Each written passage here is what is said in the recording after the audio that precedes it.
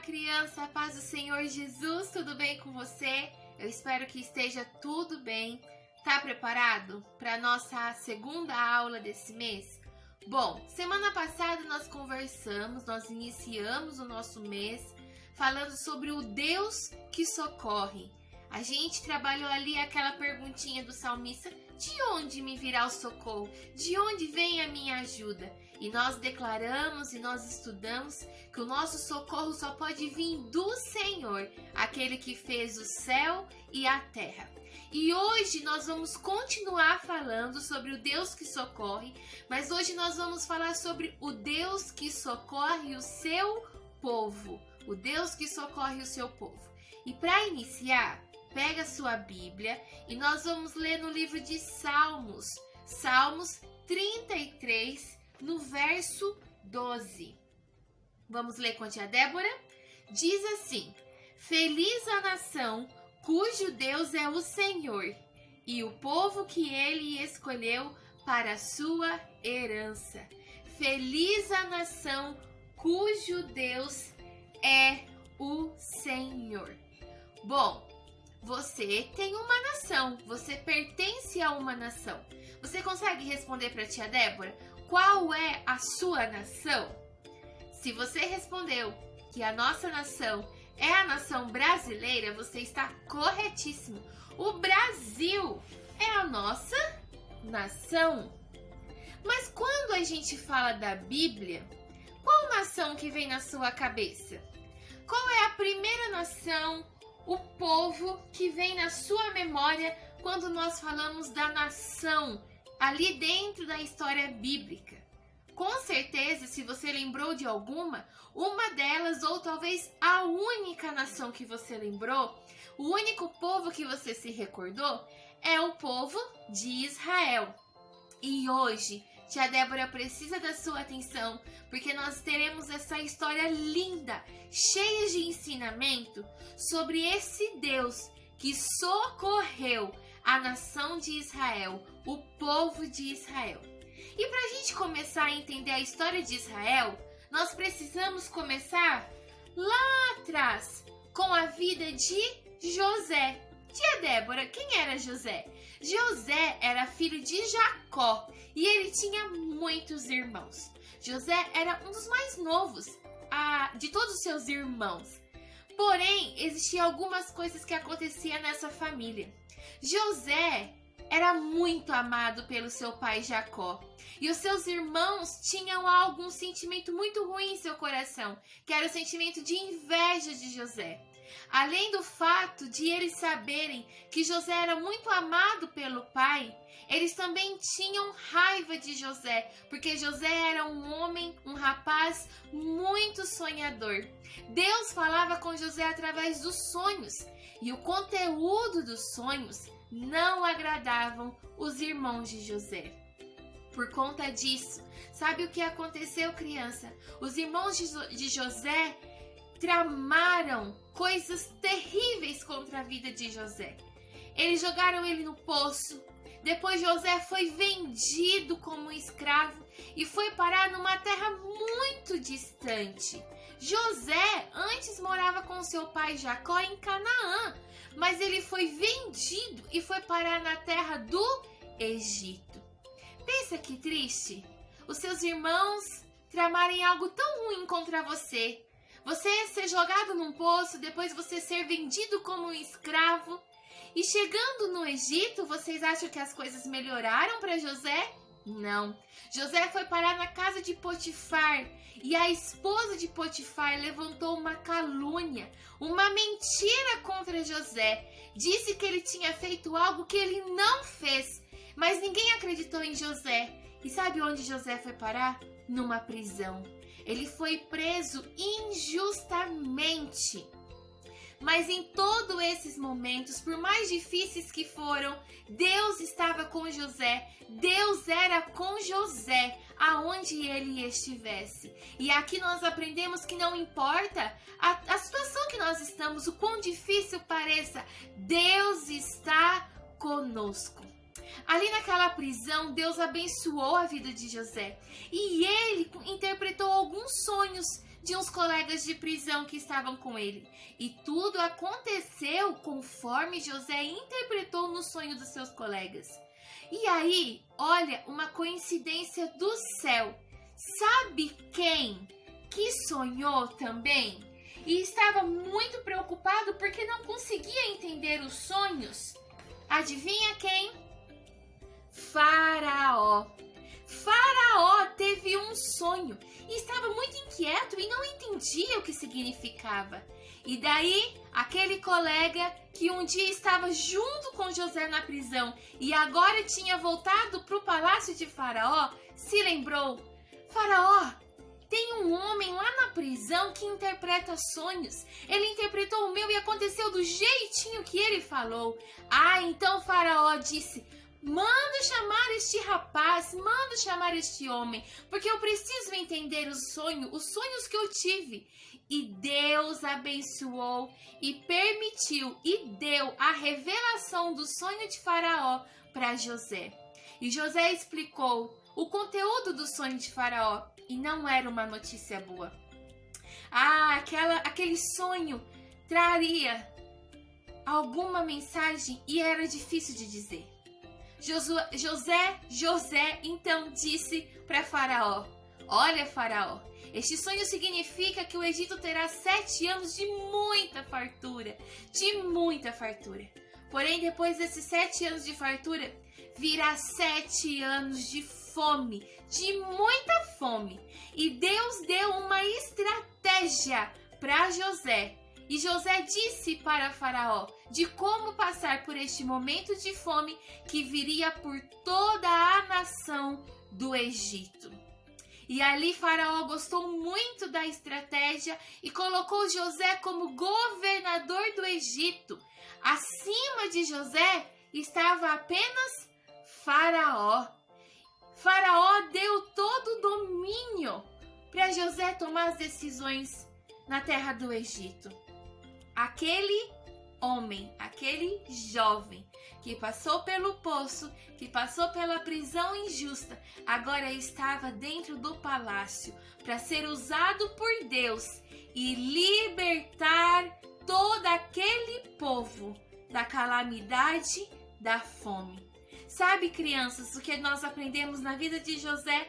Que Deus usou a vida de José para guardar, para socorrer aquela nação naquele tempo de uma grande fome.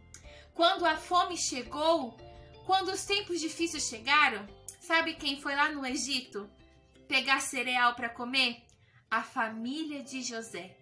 Os irmãos não reconheceram José, não reconheceram, mas José disse quem era. José liberou perdão para os seus irmãos e José trouxe toda a sua família lá de Canaã para morar junto com ele no Egito, na melhor terra, na terra mais produtiva que tinha no Egito.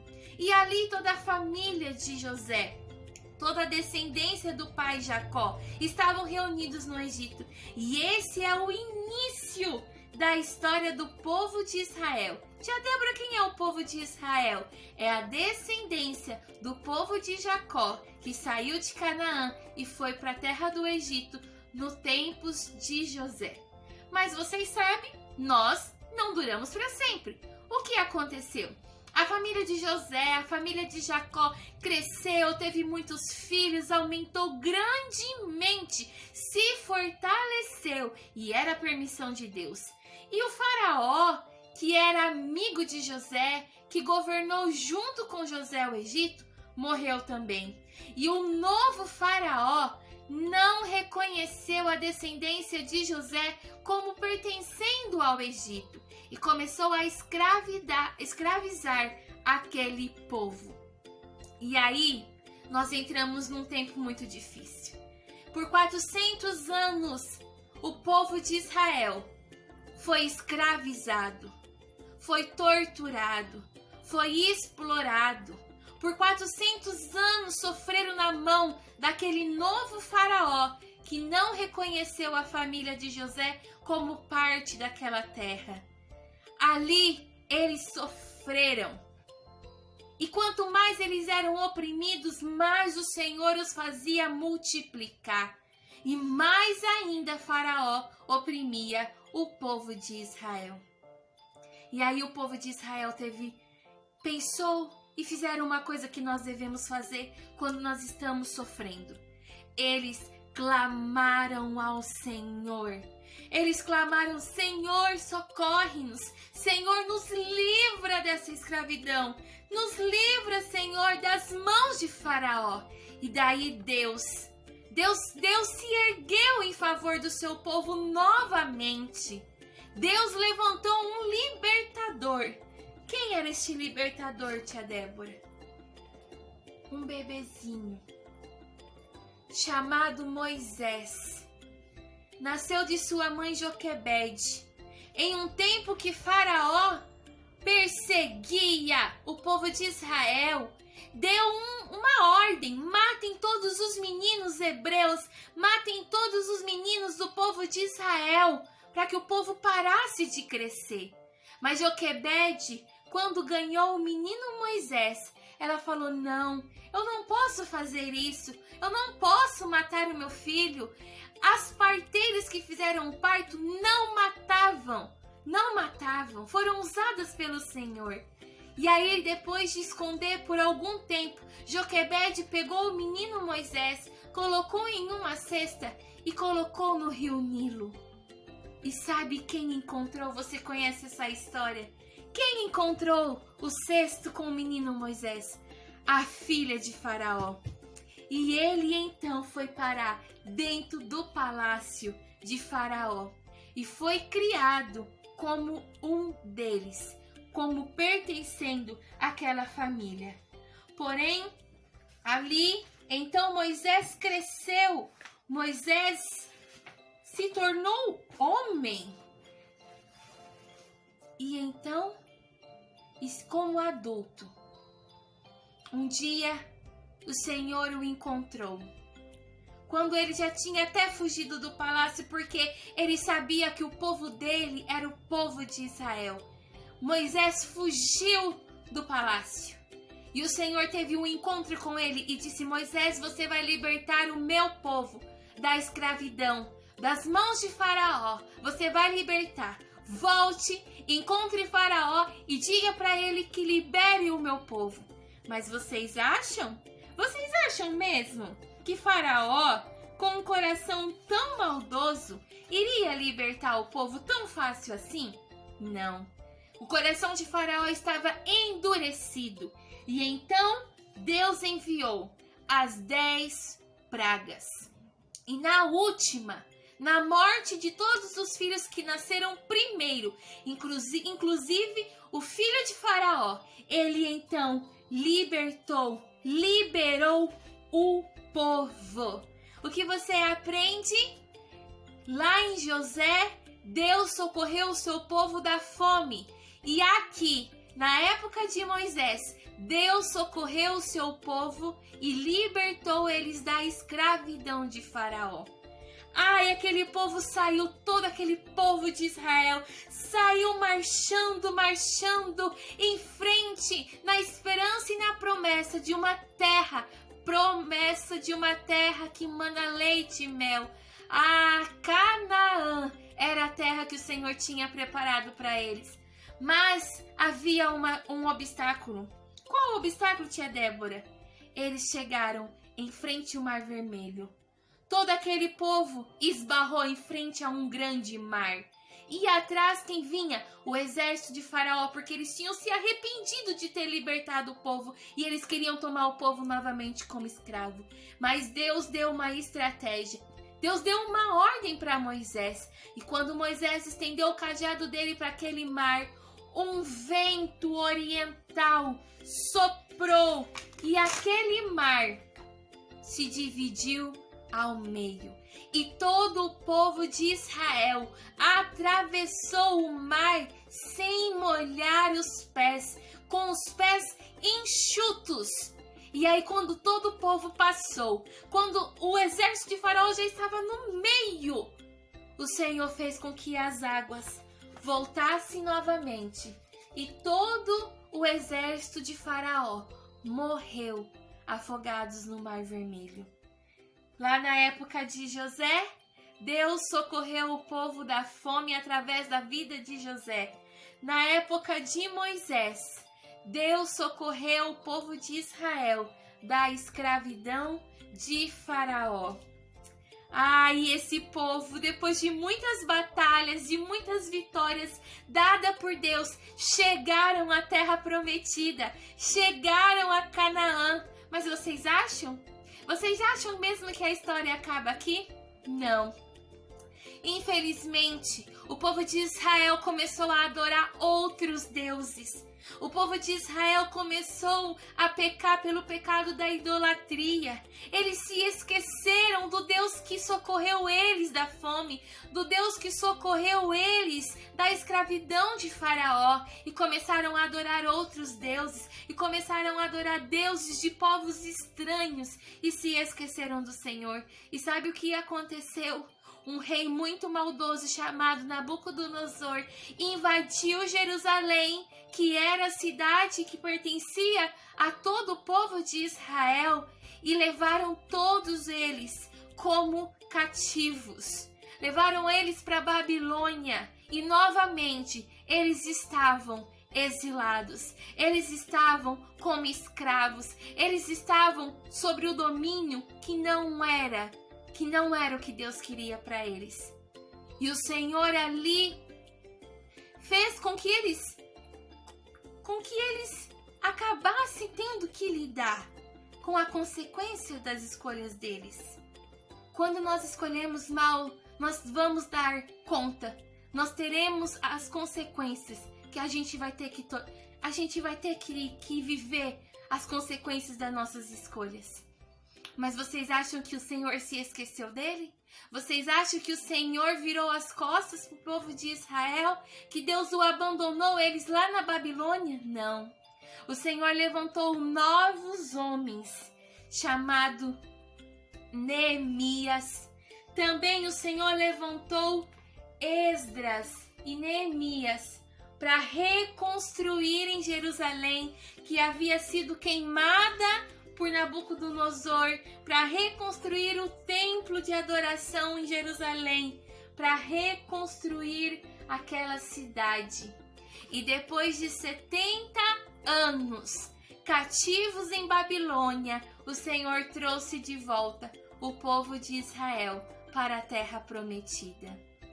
Você consegue lembrar os nomes que a tia Débora disse? Deus levantou José para socorrer o povo da fome. Deus levantou Moisés para socorrer o povo da escravidão. Deus levantou homens como Esdras, como Neemias, para socorrer novamente aquela cidade e reconstruir. E então o povo voltou novamente para a terra. Sabe como isso se chama? Longanimidade. Deus é longânimo em abençoar, em perdoar o seu povo. Deus ama o seu povo. Deus ama as nações. Deus não ama só o povo de Israel, não. Deus também ama o Brasil. Todas as nações Deus ama. E Deus é o Deus que socorre o seu povo. Por isso que nós lemos no início que feliz é a nação cujo Deus é o Senhor. Por que, tia Débora?